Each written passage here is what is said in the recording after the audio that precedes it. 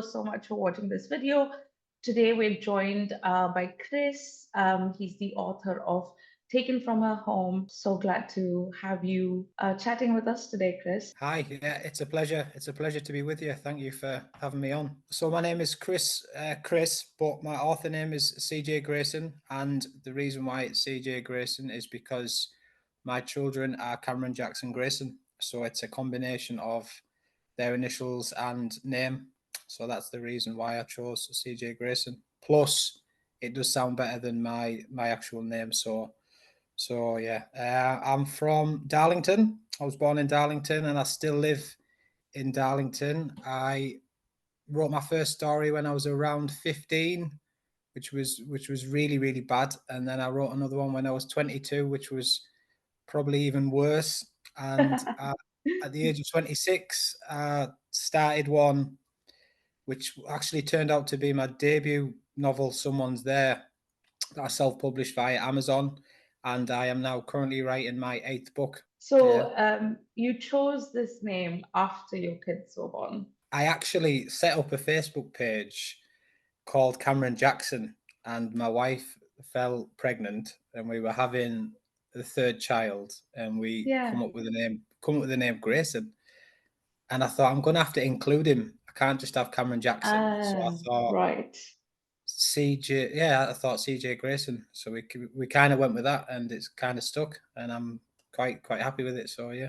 That is so cute. I love that. I feel like they're going to grow up and claim all your books. Yeah, they probably will, to be honest. Yeah. So Taken from Home is coming out soon. And I was wondering if you want to share with us what your idea or your inspiration is from the main character, Detective April Fisher. So after writing my first book, I then wrote a book in my hometown of Darlington, featuring two male detectives, Max Bird and Ryan Tansey. And I wrote 3 books for them. And I really love them characters. And honestly, they feel like brothers to me in a way, which I think all writers do connect with their characters on a deeper level, because they obviously need to if they're going to write about them. But I decided after the third Darlington one that I wanted to do something different, and I wanted to change the location. And I've only been to Manchester a couple of times, but I loved it, and I followed Manchester United football team for a long time, although the current form isn't the best, so it's a kind of a decision I kind of regret. But I also wanted to change the character. Yeah. So I fancied writing it from a female perspective. Where I got the name from, I'm not really sure. April Fisher. It's just a kind of name that kind of come and it stuck, and I really liked it. And I had this general idea of April Fisher in my head, and she'd have like dark hair down to like her shoulders. She would have brown eyes. She'd be attractive, but not stunning. She would have her flaws. She would be a person who had issues with drink, or she'd get carried away when she had drink. Issues from her past, boyfriend issues. She has the unfortunate event of having a miscarriage, which kind of adds the depth to her character in the way that she doesn't want to get involved again in relationships because of the pain that it kind of caused her. And as I wrote my first draft of book 1, Taken While She Slept, the character wasn't fully formed, in my opinion. The first draft, it's kind of, as a writer, I feel like it's just getting it down. And then as you go through the editing stages, you add more things to it. So you add more depth and more character, and the way that she speaks, the way that she acts and reacts to different things. And I think especially this second book, Taken Yeah. from Her Home, she's almost weirdly like a sister. I feel like I know that well now. So yeah. Yeah. I think April Fisher, you've made her like as humanly related as possible. And I believe that she already has so much depth, but every case that she's going to work on and that she has worked on is going to change. I think that's what's going to happen. It's going to change her as a person as well. And she's going to Yeah. grow with every case she works on. That's what I feel like it's going. Yeah.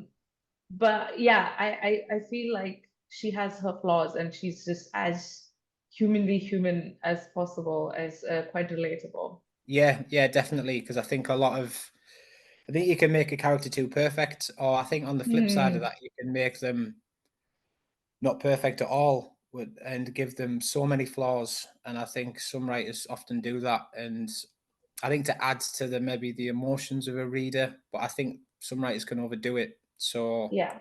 yeah, no, like some Yeah, it flaws, has but to not over the top. be, yeah, it has to be a good balance between us as readers getting interested in the case and then interested in her as a character, but also keep following the case that she's working on. So I think you've maintained a good balance with that. I'm glad you think so. Yeah, you've written books before. This is your second April Fisher book. Yeah. How's the research been? Like, what informs your crime writing?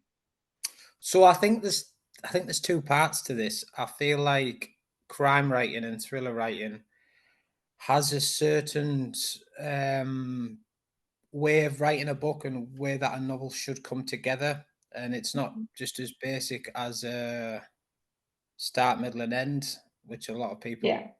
kind of put it out there. I think you need that what if factor and not maybe a shock factor as such, but I feel like the more books I'm writing, I feel the better I am at being able to do that and being it because I do often think that writing a book, especially a crime book, it's almost Yeah. like a complex jigsaw.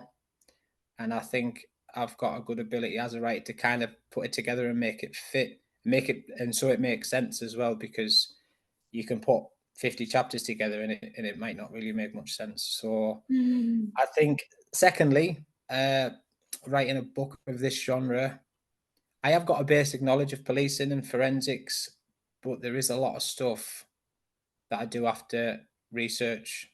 Things even that I've included in the last book because I'm not a forensic tech or I'm not a police constable. Yeah. I have to then delve into policing and forensic stuff to then make sure the facts are right. But one of my best friends, he's a police officer as well. So if there's anything Oh, I'm unsure wow. of, I just Yeah. kind of like run it past him. You So have the perfect source. I do have a perfect source. Yeah, definitely. Yes, definitely. Yeah, Yeah, and I think that shows through as well because you have all the details down of a for police sort of investigation um, going on in the book. So yeah, and you're correct. I think writing is not very linear, and as you're creating the book, you have scenes and you can pull from different places and then make the story rather than having that start, middle, end in mind. I quite agree with that. So when you finished Taken from a Home, what or when you finish any manuscript, what do you like to do right after you type the end?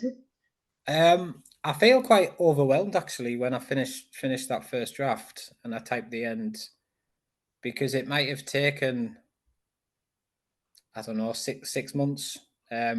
Yeah, Roughly. Well, no, to be fair, a first draft would maybe take about 4 months, and then you'll do a couple of editing stages. But after that first draft, once I've typed the end, I will feel a little bit overwhelmed. And that particular day, I will probably watch a horror film because I'm obsessed with horror films and gory films and supernatural films. And I will, instead of reading, I will kind of escape watching a film or like a horror series, and then I'll have a couple of days off. yeah. Probably do some reading, and then after 3 or 4 days off, I'll start the second draft with like a fresh mind. That's quite interesting because I love horror movies. I Yeah, absolutely enjoy watching horror movies, but I've never had a writer or an author tell me that they'll go watch a horror movie right yeah, after writing such a sort of a heavy topic book, you know, with yeah, murders and everything. But yeah, that's yeah. quite interesting. What about when you're like done, when you have to now give it to the editor, like you finished all the drafts? Do you feel lighter, less overwhelmed then? Once I've handed it over to the editors, I know there'll be the different various stages of the editing, so I know Yeah. at some point it's going to come back. But what I tend to do is then start the next book, Oh, or wow. at least start make a start on it, whether or not. it's a couple of chapters. But normally, once I start that first chapter, there's not much thought that goes into it. I just kind of write a chapter and I look for a what if scenario. So, for Hmm. example, you might be playing football with your friends, you finish the game, you say bye at the car, you go your separate ways, but then you remember you needed to tell him something, but then maybe your phone battery's died. So then you might turn around and follow him, but he's going home a different way, but you still follow him anyway, and he ends up pulling up by the side of a river, and you're kind of watching him, and he opens a boot, then drags a body out. So for me, that's like a massive what if, what the hell's going on type of thing. And that's not a story I've ever read. That's a story I might write one day. I You don't know. have you just But come up with that? Because that's amazing. That's perfect. Have you just come yeah, up with yeah, that just right just now? just a random scenario, but like a life-changing wow moment. And you need to kind of turn that into like 100,000 word thing and make sure it makes sense. You know what I I mean? just off that, I would read it. I would buy it. Well, that I've actually started Manchester Book 3. So that might be Manchester Book 4 or Darlington Book 5. I'm not sure. I don't know. We'll have to see. Uh, yeah, that's amazing. I feel you're just sort of like throwing yourself into the next book, even if the chapter is not really well formed or the idea is not really well formed. You're just sort of starting, and then you Yeah. start that right after the first one's finished. That's yeah. Oh, that's nice. I feel like Yeah. you should take a break sometime, just like pop open some wine or like have like takeout or go for dinner. Just take, just enjoy and celebrate Yeah. it. But no, you're like, I'm gonna start the next one. Yeah. I know. I know.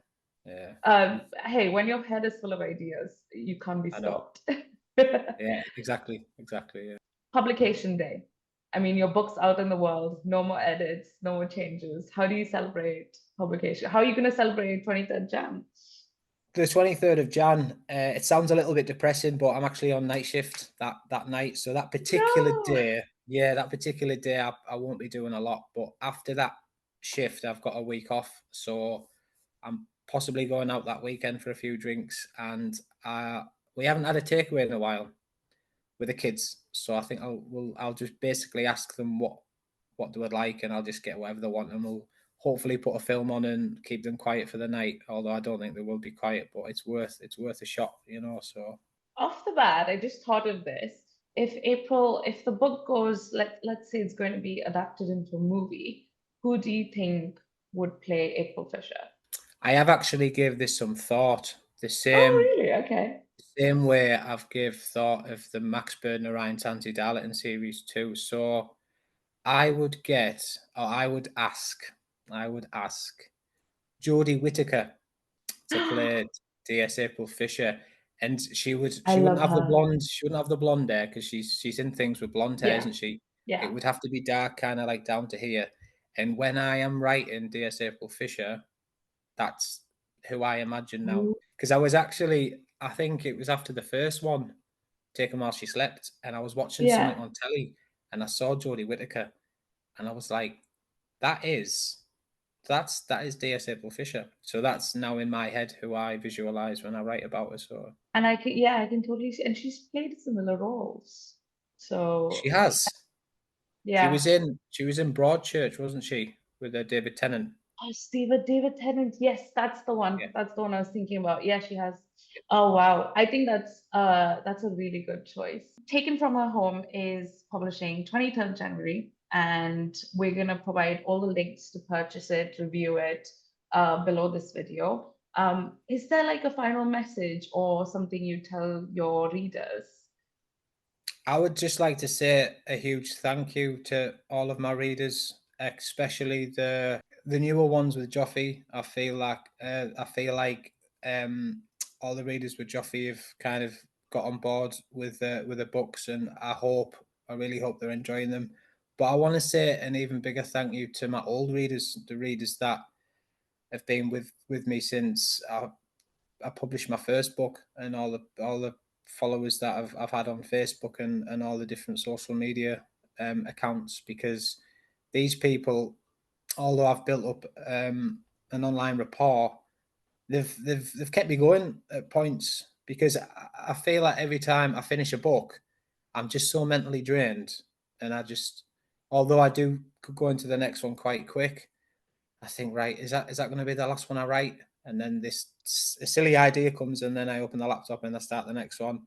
But the encouragement and the support online from people has been absolutely amazing. So a massive thank you to not only Joffy, but especially the readership. It's been amazing. So thank you. That's wonderful. I think that's a really good note to end on. Thank you so much for speaking to me, Chris, and best of luck. Thank And I you. hope you relax a lot after the night shift for your publication week. Yeah. Yes. I'll try. I'll do my best. Thank you. Thank you.